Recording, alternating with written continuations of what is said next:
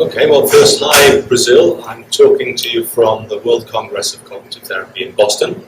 It's quite hot here, but I presume it's hotter where you are in Brazil right now.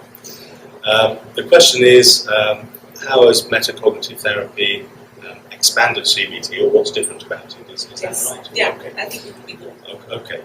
Well, maybe it would help if I said something about how I came to metacognitive therapy in the first place, because I was trained in traditional CBT and worked with Tim Beck. I was fortunate enough to be a fellow at the Center for Cognitive Therapy in Philadelphia back at the end of the 80s.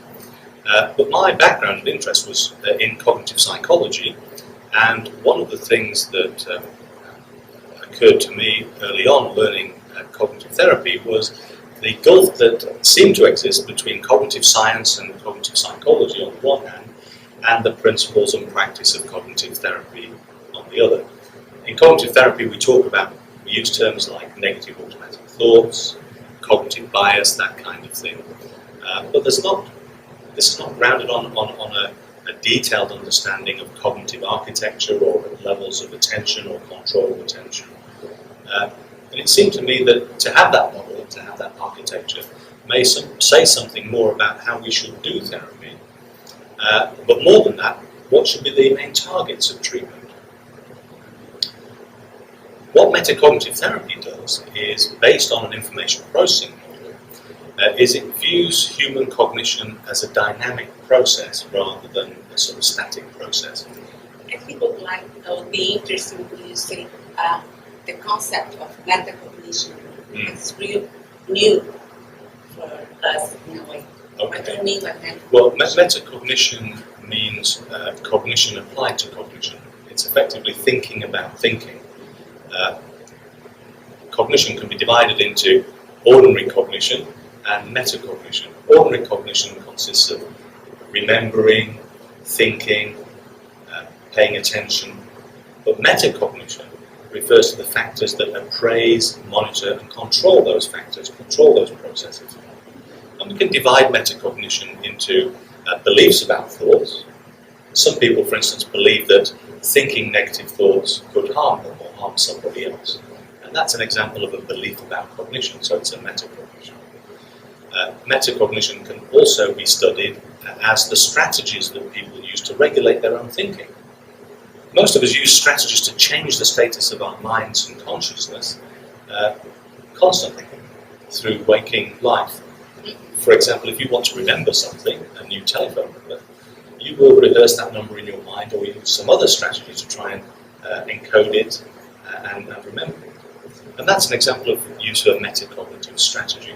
So we have beliefs and strategies that are involved in regulating our consciousness and cognition. And metacognitive theory and therapy states that there are certain biases in these metacognitive processes that lead to psychological disorders. So we need to change the metacognition that gives rise to patterns of extended negative, unhelpful thinking. What would be the difference, or there is a difference between when you start with metacognitive therapy, or the model stays the same? Your model. So has the model evolved over time? Yes. And I think that the basic model, the information processing model, is still the same. It hasn't really changed. That's because we haven't needed to change it. We've tested it now over a period of 20 years, and all the evidence seems to support that initial self-regulatory executive function model that is the grounding for metacognitive therapy. What we have developed, though, are disorder-specific characterizations of this model, which enable us to translate the model into different presentations. And so, for example, to explain GAD, to be able to explain PTSD, to be able to explain OCD, you can see the same fundamental processes across all of these disorders, but the way we represent them is slightly different, because there's some specificity in content of metacognitions, for instance. Is there a specific disorder that you think that metacognitive therapy does better? I think it's too soon to tell. We've been running trials and pilot treatment work over the past few years. What we've found is that our recovery rates are very high. So in generalized anxiety disorder, where traditionally we at best, it's a worry disorder, lots of worry going on, you'd think that medical therapy is ideally suited to that kind of presentation. CBT returns recovery rates of around 50% in GAD. CBT. In metacognitive therapy, we're getting 75 to 80% recovery in 12 sessions. So it works very well with GAD.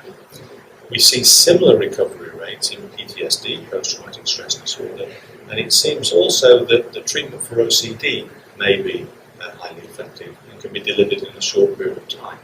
But what we're lacking at the moment, because we simply haven't had time to do this yet, are large comparative trials, and that would really be the next step.